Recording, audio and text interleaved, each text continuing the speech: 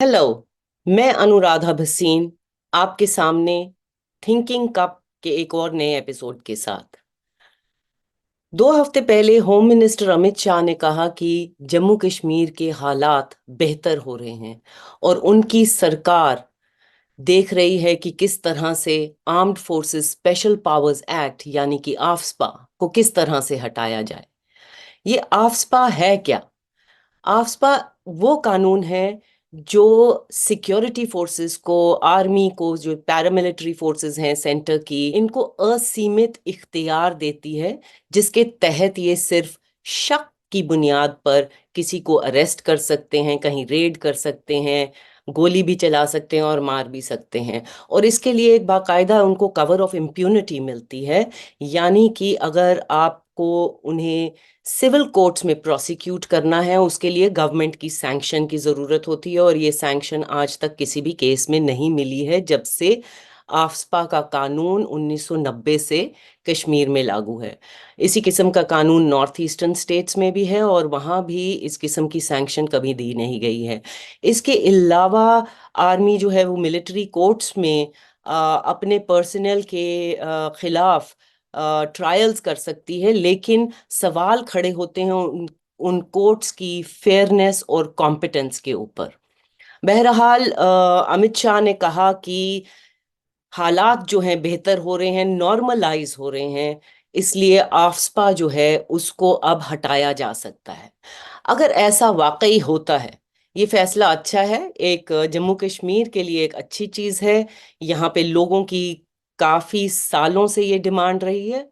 लेकिन एक अजीब चीज ये है कि ये टाइमिंग जो इस बयान का आया है कि अगर वाकई ही नॉर्मल सी है तो इलेक्शंस जो जम्मू कश्मीर की असेंबली के हैं, जो कब से स्थगित रहे हैं, और इलेक्शन यहाँ पे 2014 से नहीं हुई है, वो सिचुएशन का कई बार जिक्र करते हुए कि सिचुएशन ठीक नहीं है, हालात ठीक नहीं है, इसलिए वो असेंबली इलेक्शन नहीं हो सकते। अभी लोकसभा इलेक्शन की अनाउंसमेंट हुई है और तैयारी उसकी चल रही है। और जहां की बीजेपी बात करती है वन इलेक्शन वन कंट्री की, कि हर जगह पे इलेक्शन असेंबली के और जो लोकसभा पोल्स हैं वो एक साथ होने चाहिए, लेकिन जब जम्मू कश्मीर की बारी आती है वो कहते हैं नहीं, यहाँ आपके हालात वैसे नहीं हैं कि इस किस्म की इलेक्शन अभी हो सके। तो असेंबली इलेक्शन अभी तक तो इनडेफिनेटली मुलतवी है। बात होती है सितंबर में होंगे होंगे कि नहीं होंगे, वो तो अभी पता चलेगा। 1990 से जम्मू कश्मीर में मिलिटेंसी, खासतौर पे कश्मीर की वादी में, जबकि आफ्सपा लगाया गया था। और 1996 में पहली इलेक्शन हुई थी आफ्टर मिलिटेंसी स्टार्टेड, जब मिलिटेंसी अपने अरूज पे थी, और उसके बाद से इलेक्शंस अनइंटरप्टेड रहे। आज वो इलेक्शन नहीं हो रहे हैं। एक और अजीब चीज ये है कि आफ्सपा के विड्रॉल की डिमांड जब भी पिछले कुछ सालों में हुई, भारतीय जनता पार्टी ने इसको अपोज किया। कुछ अरसा पहले external affairs minister S Jaishankar का एक बयान आया था कि धारा 370 ने देश को बहुत नुकसान पहुंचाया, और दो तरीके से पहुंचाया, कि इसकी वजह से टेररिज्म बढ़ा, और दूसरा इसने प्रिवेंट किया प्रोग्रेसिव लॉज जो हैं वो जम्मू कश्मीर में और लद्दाख में लागू नहीं हो सके। एस जयशंकर ने यह भी कहा कि आज आप देख सकते हैं कि बेनिफिट्स ऑफ चेंज, क्या वाकई 370 की वजह से टेररिज्म था और प्रोग्रेसिव लॉज नहीं आ सकते थे, और ये अब आ गए हैं। तो अमित शाह भी कह रहे हैं आफ्सपा को हटाया जा सकता है और बहुत डेवलपमेंट हो रही है, प्रोग्रेस हो रहा है। तो हकीकत वाकई में है क्या 2019 से? अगर हम मिलिटेंसी को लें तो मिलिटेंसी के अक्सर इंडिकेटर्स जो एक्सपर्ट्स भी काउंट करते हैं, या सिक्योरिटी करती है, या गवर्नमेंट भी इन मेजर्स पे, इंडिकेटर्स पे मेजर करती है कि कितने वाकयात हुए, कितने मिलिटेंट्स मारे गए, और नई रिक्रूटमेंट्स कितनी हुई मिलिटेंसी में। अगर हम इंसिडेंट्स ऑफ मिलिटेंसी की बात करें तो उसमें वाकई 2020 से एक थोड़ी गिरावट आई है। अगर हम लोकल मिलिटेंट रिक्रूटमेंट्स की बात करें तो उसमें भी 2020 से 2023 तक काफी गिरावट है, और 22 मिलिटेंट रिक्रूट हुए 2023 में। जहां तक मिलिटेंट्स कितने मारे गए, और सिविलियंस भी मारे गए और सिक्योरिटी फोर्सेस भी मारे गए, अगर हम ये आंकड़े देखें तो इनके मुताबिक भी गिरावट यकीनन है। लेकिन एक जरूरत है ये भी देखने की कि मिलिटेंट्स के अलावा सिविलियंस कितने मारे गए और सिक्योरिटी फोर्सेस कितनी मारी गई, और खास तौर पे तवज्जो देने की जरूरत पड़ेगी जो रेशियो है और या कंपैरिजन है between the number of militants killed and number of security forces killed. ये रेशियो हमें दिखाता है कि रफली जो है हर 5 अगर मिलिटेंट मारे जाते हैं तो 2 सिक्योरिटी फोर्स के जवान भी हलाक होते हैं। तो ये एक बहुत बड़ा रेशियो है और ये एक बहुत बड़ा ह्यूमन रिसोर्स लॉस है देश के लिए ओवरऑल। लेकिन हम अगर स्टैटिस्टिक्स को देखते हैं तो एक इंडिकेशन इम्प्रूवमेंट की जरूर मिलती है। लेकिन कभी कभी डेटा जो होता है वो सिर्फ दिल को बहलाने के लिए अच्छा होता है। डेटा मिस क्या करता है, बहुत सारी चीजें मिस करता है। फॉर इंस्टेंसी को अगर हम देखें तो इसमें रूटीन अप्स एंड डाउन्स रहे हैं 1990 से। अगर हम डेटा देखें, ये साउथ एशिया टेररिज्म पोर्टल का डेटा है, 2000 से लेकर है। और 2000 से अगर आप लेके देखें तो पहले मिलिटेंसी के इंसिडेंट्स में 1990 से लेके थोड़ी जो गिरावट आई 2000 में, वो 2001 में पिकअप की, और उसके बाद आहिस्ता आहिस्ता इसमें काफी कंसिस्टेंटली इसमें डाउनफॉल रहा। और 2012 पे आके देखें तो इंसिडेंट्स जो टोटल थे 70, और मिलिटेंट्स जो मारे गए वो थे 84, और security forces 18। And compare this to the 2023 figures, जहां पे 87 मिलिटेंट्स मारे गए लेकिन 33 सिक्योरिटी फोर्स वाले पर्सनल भी मारे गए।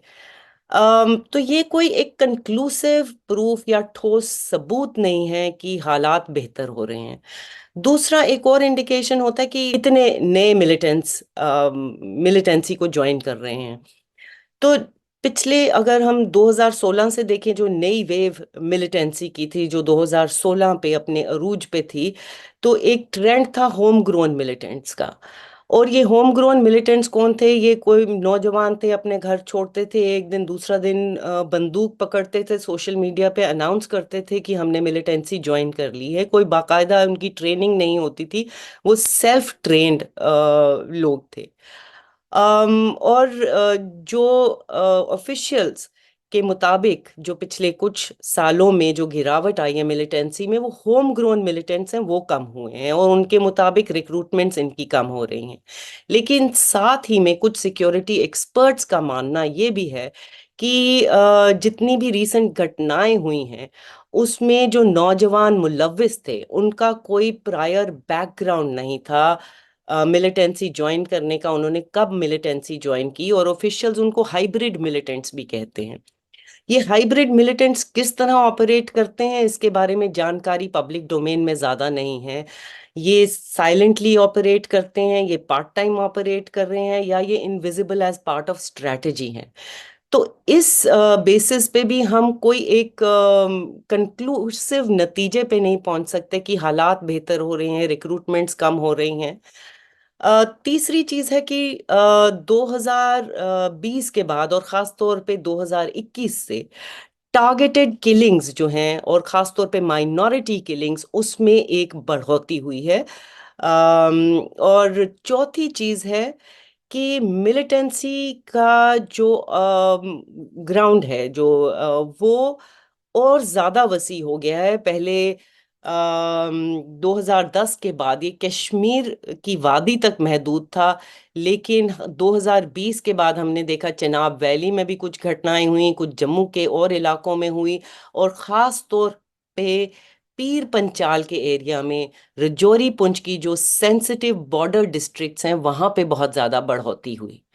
अ, अगर हम रजौरी पुंछ का ही डेटा देखें तो पिछले साल 28 सिक्योरिटी फोर्सेस आर्मी के जवान शहीद हुए हैं नो एनकाउंटर्स में, जो कि डेंस जंगल में हुए थे। अ, एक और मेजर ऑफ पीस होता है कि स्टोन पेल्टिंग नहीं हुई, क्लैशेस नहीं हुए, और लॉ एंड ऑर्डर की स्थिति जो है वो बेहतर हुई है। और इसमें कोई शक नहीं कि स्टोन पेल्टिंग के केसेस अब नहीं होते हैं, नज़र में नहीं आए हैं।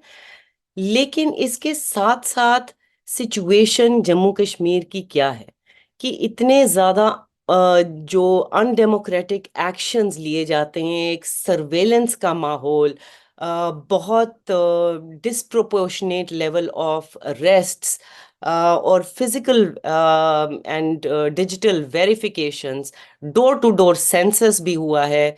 एक विलेज एक्सरे का नाम देके गांव गांव में डोर टू डोर सेंसस जो पुलिस कंडक्ट कर रही है, जो कहीं पे नहीं होता है, जो गैर कानूनी भी है, और एक तरह से जमहूरियत के बेसिक प्रिंसिपल जो ट्रांसपेरेंसी पे बेस्ड है उसका बिल्कुल उल्ट है। इसके अलावा और भी बहुत सारे एक्शंस लिए जाते हैं, जैसे विदाउट एक्सप्लेनेशन लोगों को नौकरियों से बर्खास्त करना, सरकारी नौकरियों से, या उनकी प्रॉपर्टीज अटैच कर देना, लोगों के पासपोर्ट सीज कर लेना, या उनको नो फ्लाई लिस्ट पे डाल देना।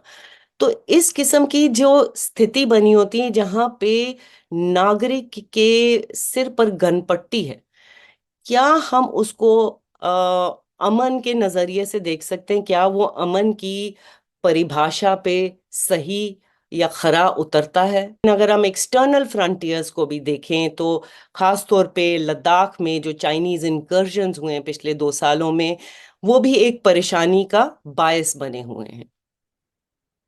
दूसरी चीज है प्रोग्रेसिव लॉज की। अगर बात करते हैं, ये प्रोग्रेसिव लॉज पता नहीं कौन से हैं जो लोगों की बेहतरी के लिए लगाए जा रहे हैं, लेकिन फैक्ट्स जो हैं कहीं पे प्रोग्रेस को कहीं से इंडिकेट नहीं करते हैं।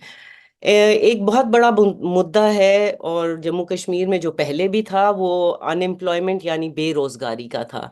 लेकिन बेरोजगारी पिछले 4-5 साल में बढ़ी है जम्मू कश्मीर में, और पिछले साल मिनिस्ट्री ऑफ होम अफेयर्स के अपने बयान के मुताबिक जो बेरोजगारी 18.3% पे है, बढ़ी है। और एक रीसेंट जो इसी साल इंटरनेशनल लेबर ऑर्गेनाइजेशन की एक रिपोर्ट आई है, उसमें अनएम्प्लॉयमेंट रेट जो एजुकेटेड यूथ को लेकर है उसका उन्होंने जिक्र किया। उस रिपोर्ट में जिक्र है कि ये इट हैज ग्रोन टू 34.80%। इसी तरह से लद्दाख में भी बहुत राइज हुआ है अनएम्प्लॉयमेंट में, और ऑफिशियल फिगर्स के मुताबिक एटलीस्ट 26.5% ग्रेजुएट्स आर अनएम्प्लॉयड इन लद्दाख। इसके साथ साथ गुज़िश्ता कुछ सालों में काफ़ी रिक्रूटमेंट स्कैम्स देखने को मिले, जबकि रिक्रूटमेंट्स में बहुत कमी थी। रिक्रूटमेंट स्कैम्स की वजह से बहुत सारी रिक्रूटमेंट प्रोसेसेस स्थगित रहे। फायर सर्विसेज की रिक्रूटमेंट, सब इंस्पेक्टर्स की, जूनियर इंजीनियर्स के पोस्ट की, फाइनेंशियल अकाउंट असिस्टेंट्स के पोस्ट की, और कोर्ट को कुछ प्रोसेसेस ये हैं कैंसिल करने पड़े, क्योंकि ये कॉन्ट्रैक्ट जो रिक्रूटमेंट का था सर्विसेज सिलेक्शन बोर्ड ने वो एक ब्लैक लिस्टेड एजेंसी एपटेक को दिया था। और इसके बाद कई प्रोटेस्ट भी जम्मू में खास तौर पे हुए। बेरोजगारी के मुद्दे से जुड़े हुए कई और मुद्दे हैं जिसमें बहुत बढ़ोतरी हुई है, जैसे mental health diseases, hypertension, drug addiction. Official figures के मुताबिक कोई 10 लाख से ज़्यादा लोग जो हैं वो ड्रग एडिक्ट्स हैं जम्मू कश्मीर में, which means 7% of the population. Suicides का रेट जम्मू कश्मीर में सबसे ज़्यादा है पूरे देश में। और जम्मू कश्मीर की कंट्रीब्यूशन 28.1% है इंडिया में। ये एक बहुत बड़ा नंबर है। डेवलपमेंट के लिहाज से अगर देखें तो कानून जो जितने भी बदले गए हैं, सबसे बड़ी चेंजेस आई हैं ज़मीन से रिलेटेड। जितने कानून थे, उसके तहत जो पुराने कानून थे, big landed estates abolition, land reforms, tenancy act, ये जो हैं इनको सबको हटा दिया गया है और नए लॉज, नए कानून लाए गए या एक्सटेंड किए गए और इस तरह से फिट किए गए विदाउट अंडरस्टैंडिंग कि पिछले कानून किस तरह से ऑपरेट करते थे। उनकी बारीकियां, उनकी कॉम्प्लेक्सिटीज को अंडरस्टैंड करे बिना। और इसने इनेबल किया है कि गवर्नमेंट जो है वो काफ़ी ज़मीनें जो हैं वो लोगों की वो एक्वायर कर सकते हैं डेवलपमेंट के नाम पे या सिक्योरिटी के नाम पे। और इसके तहत काफ़ी लोग जो हैं, हज़ारों की तादाद में उनकी इविक्शंस हुई हैं। उनको लेबल कर दिया गया है इनक्रोचर्स, क्योंकि पुराने कानून जो उनको इख्तियार देते थे कि ये उनकी ज़मीन है या ये उनके पोजेशन में है, ये वो इसका इस्तेमाल कर सकते हैं, अब वो एनक्रोचर्स हो गए हैं नए कानून के मुताबिक। कईयों के घरों को भी गिरा दिया गया है। 2022 में बहुत बड़ी तादाद में बुलडोजर्स चले और without giving notices to people.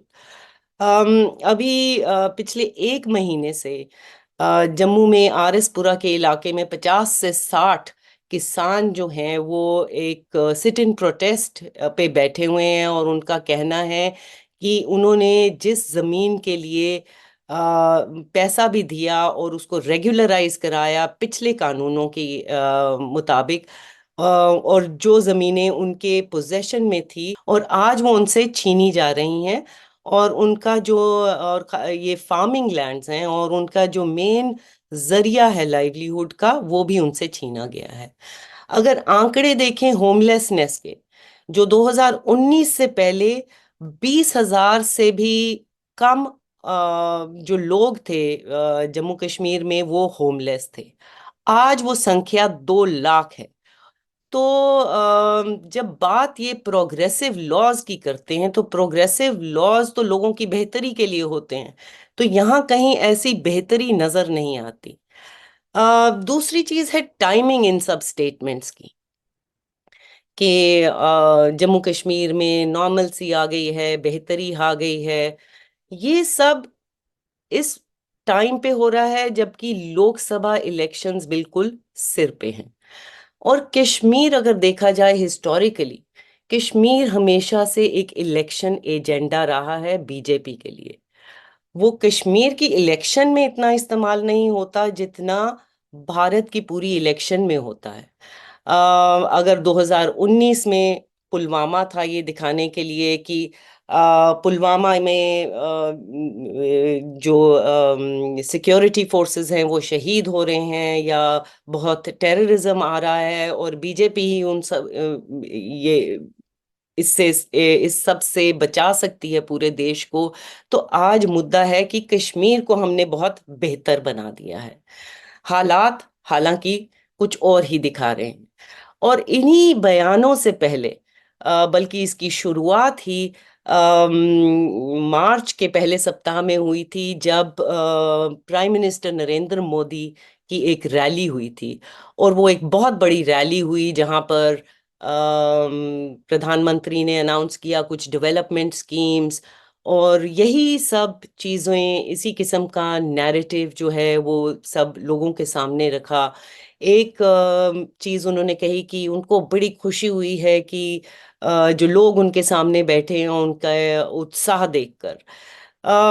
लेकिन हकीकत ये थी कि उन लोगों में बहुत सारे लोग ऐसे थे जिनको कि जबरदस्ती बसों में बिठाकर उस ठंड में रात के टाइम पे उनको इकट्ठा किया गया था और उस रैली की जगह पे लाया गया था। इसमें बहुत बड़ी परसेंटेज गवर्नमेंट एम्प्लॉयज की थी।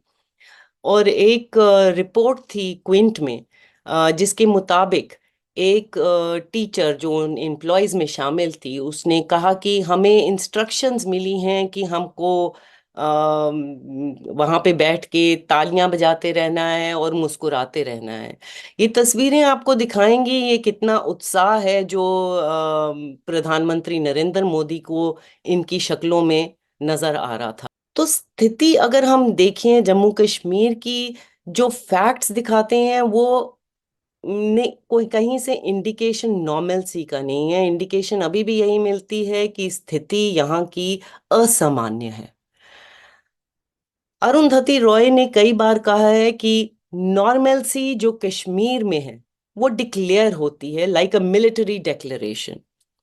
आज शायद हम उससे भी कहीं आगे चले गए हैं। आज डेक्लेरेशन नॉर्मलसी की ही नहीं, आज डेक्लेरेशन है प्रोग्रेस की और पीस की। और हकीकत शायद कुछ और ही है। फिर मिलेंगे एक और एपिसोड के साथ।